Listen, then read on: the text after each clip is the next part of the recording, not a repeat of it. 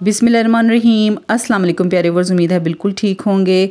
Russian salad तो सबको ही बनाना आता है, लेकिन इसकी ओरिजिनल रेसिपी जो है ना वो हर कोई नहीं जानता है। हम लोग जो आम घरों में बनाते हैं या शादियों में खाते हैं ना, उसे ही हम बोल देते हैं कि ये रशियन सैलड है। लेकिन आज मैं आपके साथ इसकी ओरिजिनल और ऑथेंटिक रेसिपी शेयर करूँगी। ये किस तरीके से बनाया जाता है, इसमें सिर्फ कुछ मखसूस चीज़ें जाती हैं। तो आइए टाइम ज़ाया के बगैर रेसिपी स्टार्ट करते हैं। यहाँ पर मैंने 1 कप जो है ना मटर लिए हैं। इनको आपने 5 मिनट तक जो है ना बॉयल करके उसके बाद इन्हें ठंडे पानी में डाल देना है, स्ट्रेन करके। ठीक है, इसी तरीके से यहाँ पर मैंने 1 अदद आलू लिया है। इसकी भी कटिंग जो है ना आपने इस तरह से बारीक क्यूब कटिंग कर लेनी है।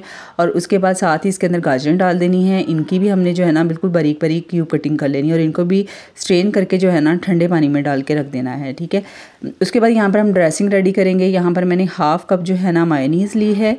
1/2 कप इसके अंदर आपने क्रीम डालनी है। क्रीम जो है ना व्हिपिंग क्रीम नहीं होनी चाहिए, जो ये आम टेट्रा पैक होती है ना फ्रेश क्रीम, ये वही लेनी है। उसके बाद आपने 1/2 टीस्पून इसके अंदर काली मिर्च पाउडर डालना है।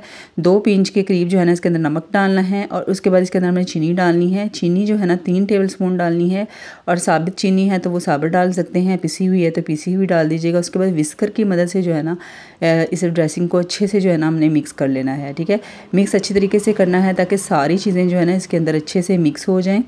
और इसके साथ ही चैनल पर अगर आप नए होते हैं तो चैनल को सब्सक्राइब करना मत भूला करें, प्यारा सा कमेंट दिया करें, सबके साथ शेयर किया करें वीडियो को। अच्छा, यहाँ पर सारी जो है ना क्रीम वगैरह इसे हमने अच्छे से मिक्स कर लिया है। अब इसके अंदर हमने एप्पल डालना है, सेब डालना है। ठीक है, ये एक बड़े साइज़ का सेब है, इसकी स्किन जो है ना ये आपने रिमूव कर लेनी है। उसके बाद क्यूब कटिंग करके डालना है। और यहाँ पर मैंने पाइनएप्पल लिया है, ये भी 1/2 कप जो है ना पाइनएप्पल है।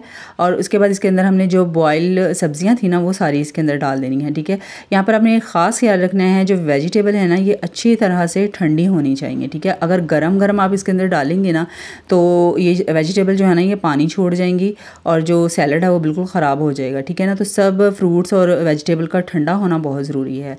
अब हमने तकरीबन 1 से 1.5 मिनट तक जो है ना अच्छे तरीके से इसको मिक्स कर लेना है, ताकि जो मायोनीज़ और क्रीम वगैरह ना वो अच्छे से फ्रूट्स के अंदर जज़ब हो जाए। अच्छा, यहाँ पर जब आपने मैरिनेशन करनी है तो उसके लिए बड़ा और खुला बर्तन ही यूज़ करना है, ताकि अच्छे तरीके से जो है ना हम फ्रूट्स वगैरह को अच्छे से मिक्स कर लें। इसको तकरीबन 1 से 2 मिनट तक आपने अच्छी तरह से जो है ना मिक्स कर लेना है।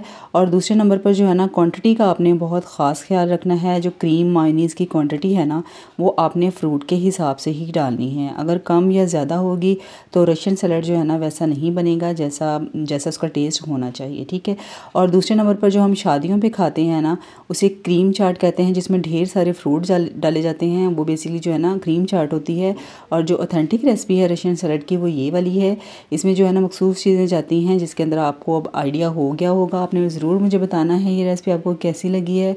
और लास्ट में जो सर्व करने से पहले इसके अंदर आपने ड्राई फ्रूट्स लाजमी डालने हैं, जिसके अंदर मैंने किशमिश और बादाम डाले हैं। ठीक है, अच्छी तरह से मिक्स कर लेना है। उसके बाद डिश आउट कर लेना है। हमारा मज़ेदार सा रशियन सैलड बिल्कुल रेडी हो चुका है। आपने मुझे ज़रूर बताना है रेसिपी आपको कैसी लगी है। अपना बहुत सारा ख्याल रखिएगा। अल्लाह हाफिज़।